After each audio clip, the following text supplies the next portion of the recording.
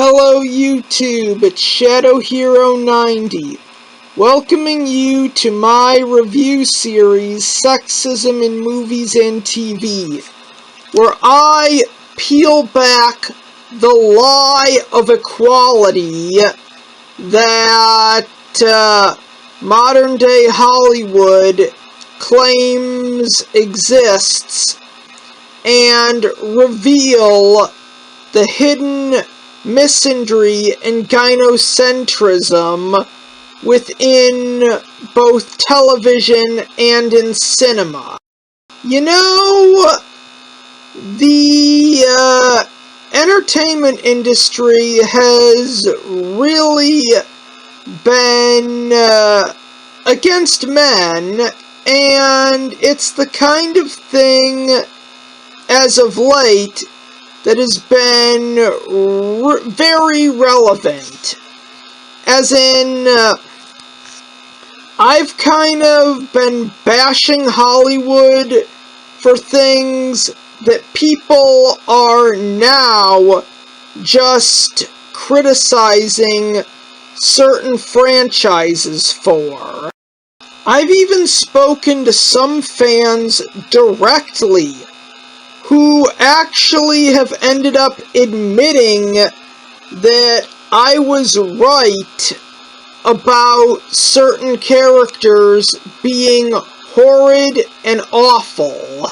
And those are just some of the reasons as to why I do this show and why this series is a good thing.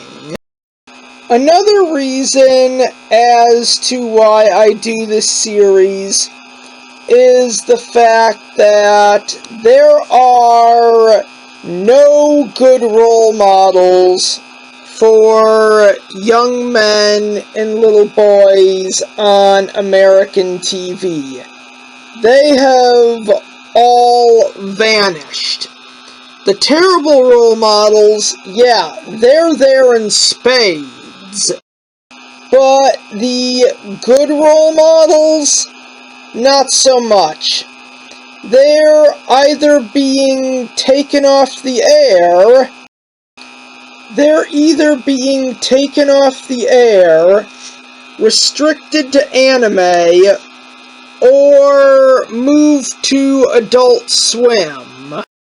Where, on the other hand, the amount of good role models for girls is also lagging when it comes to American TV, while our good role models for girls, they, for the most part, are restricted to anime.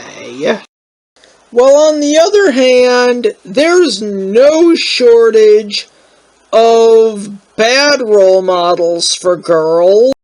Truth be told, I would not be surprised if a lot of the people who write this garbage actually want young girls to grow up to be complete assholes, because they are given no good role models. I know a lot of these clowns say it's in the name of progress, and with the example being set by a lot of these characters, little girls in the real world are going to progress in the area of being toxic bitches. I've talked to people on this matter, and I have heard a lot of other people on YouTube bring this up, and they agree with me for the most part. So, those are actually two really good reasons as to why I do this show. And why, when it comes to television, more specifically American television. We need a men's rights revolution. In this episode, I will be ripping apart the Married with Children episode, No Ma'am. And not only is what I'm ripping apart something that got worse and worse as time went on, but this is going to be one of those episodes. The type of episode where I will be giving you a recap of what happened in it, and then I will be telling you every single thing wrong with it. And with that said and done, let's start with the review. Okay, this episode basically revolves around this setup. This jackass, the masculine feminist, is basically getting women all over town riled up.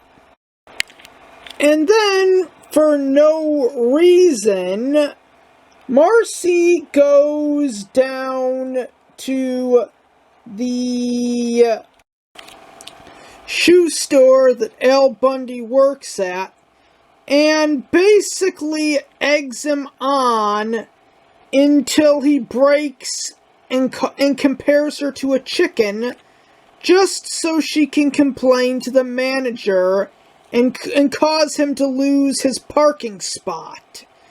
And knowing Al Bundy, he eventually breaks and gives in.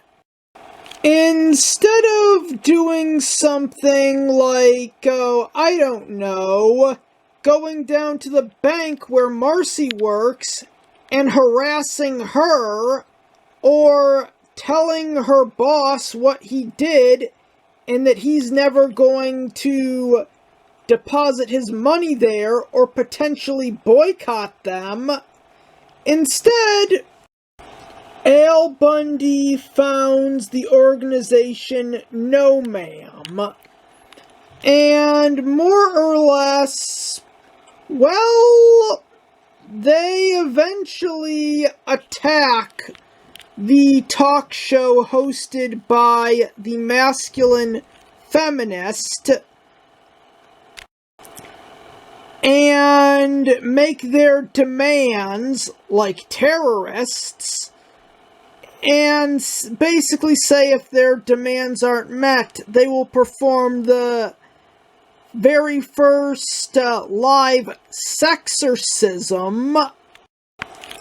Marcy shows up at the studio and makes some threat, and the members of No Ma'am change their name to Yes Ma'am and run off like cowards. The end.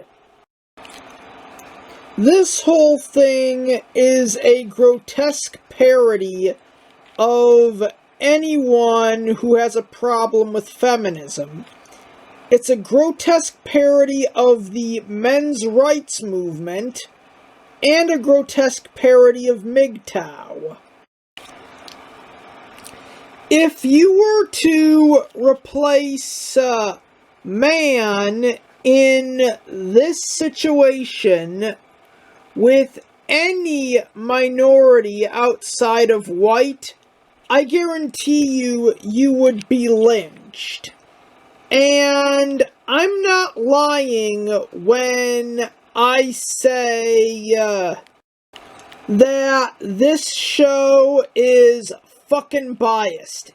It is biased as all hell. In this episode, what Marcy does is a textbook definition of harassment, as well as, in a weird way, psychological warfare.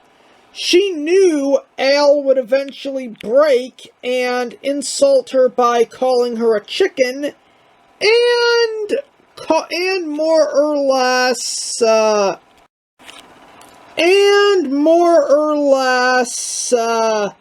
run crying to the manager of the shoe store to get Al in trouble, specifically so he would lose his parking spot. No Ma'am appears in the episode where Al was trying to turn it into a religion just so he could lower the price of his beer. Had that been the plot, then this ending would have been a lot more acceptable. If this jackass had essentially been, I don't know, say someone who's trying to make sure people aren't driving drunk to the point where he's trying to force it on people, as opposed to an asshole who's supporting a hateful ideology that always had blood on its hands. If that were the case, this ending wouldn't have been the flaming turd that it was. Okay, I'm just gonna say this. Al really did nothing wrong in this episode. If anything, he didn't really do anything worse than what he usually does.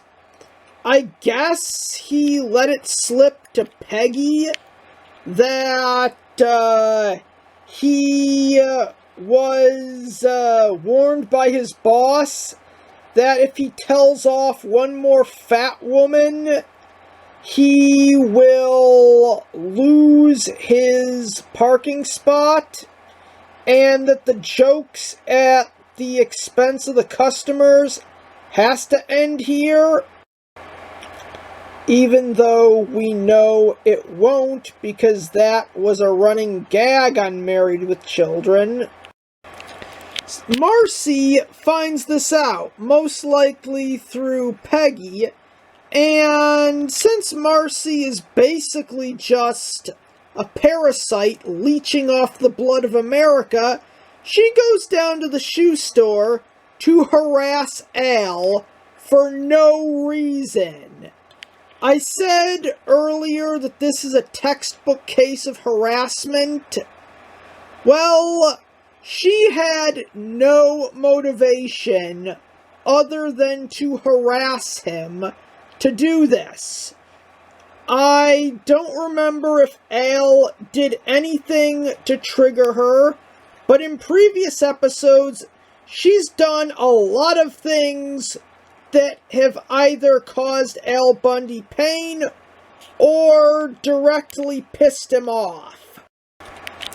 And the worst thing about this episode, well, second to worst, outside of the men's rights parody, was the fact that they let Marcy win in the end. And that isn't me looking too deep into things or overanalyzing. Here's a complete breakdown of the episode.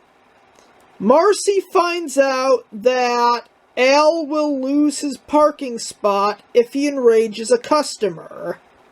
She goes to the shoe store, specifically to harass him, by making a bunch of chicken jokes, claiming she feels like she's got to lay an egg, specifically to throw on psychological torture, knowing that Al Bundy will break and basically crack a joke about Marcy being a chicken, which this all happens off screen, and we know that. Al Bundy forming an anti-feminist terrorist group. They take this local TV jackass hostage and threaten to perform a sexorcism. And then Marcy goes down to the studio and delivers a threat to Al Bundy's face. I forget what it is, but it scares him off. The end. In other words, they let the person guilty of harassment win in the end. Al did nothing wrong at the start of this episode, but Marcy is apparently allowed to harass him and get away with it scot-free. Apparently, the writers were so biased that they didn't think that consequences ever applied to this liberal little cunt. Okay, this is the part of the review where I was going to mention the future appearances of the terrorist or activist group No Ma'am. But, yeah, that's something that I am going to save for next season. You know that the idiots who wrote Married with Children have an axe to grind against men when I have to do that. Al Bundy suffered a lot in this episode, and usually that isn't something I have a problem with. For instance, the episode where Al Bundy bought a classic 1950s car. It was the type he always wanted, but could never afford. And he worked on it, personally spruced it up, gave it a new paint job, new engine. And yes, he did buy the car, but then we find out that it's stolen, and he actually tries to fight back. And this idiot then gets his just desserts when he gets tasered and arrested by the police. Therefore, Al Bundy brought this upon himself. The problem with this episode is that Al Bundy doesn't really do anything that's out of the ordinary for him to warrant the punishment. In this case, he was just doing nothing, and Marcy showed up to harass him just 'cause she could. No different than a common bully. You know, on this series, I often ask the question to you, the viewers on this show, of what would this scenario look like if the genders were swapped, or it was the man doing it to the woman in this case. And with the help of ChatGPT, I can actually do that in this case. And now you're going to see what it would look like if Al Bundy actually took the right course of action against Marcy Darcy and gave her a taste of her own medicine. Int bowling alley, night out to his friends. Well, fellas, it's official. No man is deader than my hopes and dreams after high school. Thanks to Pegzilla and that nag Marcy Darcy, our last rally turned into a circus. Who knew you could be booed out of a bowling alley? Slim Al, we can't let this slide. That Marcy Darcy, she's like a human rain cloud. She ruined everything. Al, I hear you, Slim. That's why we're taking this fight to her lair. The bank. I'm sick of her treating us like dirt while Peggy sits home burning my paycheck on useless junk. Tomorrow we're going to show that bank manager who's boss. Inti Bank Day. Al and his friends stand at the counter, proudly wearing their No Man shirts. The nervous bank manager watches as they rant. Al, listen up, Mr. Moneybags. Your employee, that spoiled brat Marcy Darcy, has been nothing but rude to us hard-working men. She called us slackers and then threw the word Neanderthal around like she's a history professor, bank manager. Gentlemen, I'm sure this is a misunderstanding. Slim. Oh, it's no misunderstanding. I got the emotional scars to prove it. She threatened us with slander. Al, yeah. And let me tell you something. If Marcy Darcy's still working here, you can kiss our deposits goodbye. Not that I ever have much to deposit, but that's beside the point. The manager sighs, wipes his forehead, and picks up the phone. Bank manager, Mrs. Darcy, can you come to my office? Now. Moments later, Marcy Darcy storms in, looking furious and professional. Marcy Darky. What is it this time? Did Al try to cash a coupon for dignity again? Al, real funny, Marcy. Guess what? You're about to have a lot more time to come up with zingers, because you're fired. Bank manager.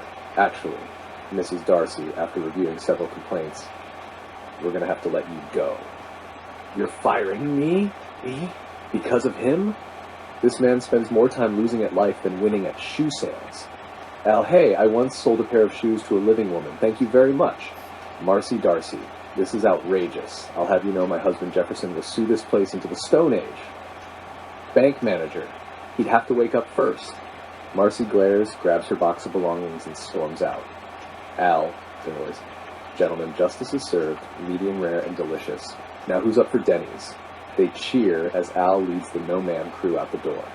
Int, Bundy household, living room day. Al bursts through the door, shirt stained with syrup and belly noticeably rounder. He belches triumphantly and waves his empty wallet like a trophy. Peggy! What's that smell? It's like maple syrup? Regret and cholesterol? That peg is the sweet scent of victory. I took the no-man boys out to Denny's with our hard-earned reimbursement. We feasted like kings. Pancakes, bacon, bottomless coffee, you name it. You name it. You spent all the money on Denny's? It wasn't just any meal. It was a victory feast. We dethroned Marcy Darcy Peg. That's worth at least 2 Grand Slams and an order of hash browns. So you're telling me you quit your job, spent all our money on pancakes, and now expect me to, what? Knit us a roof over our heads? Al, relax, Peg. It's simple. You get a job. I get to relax for once.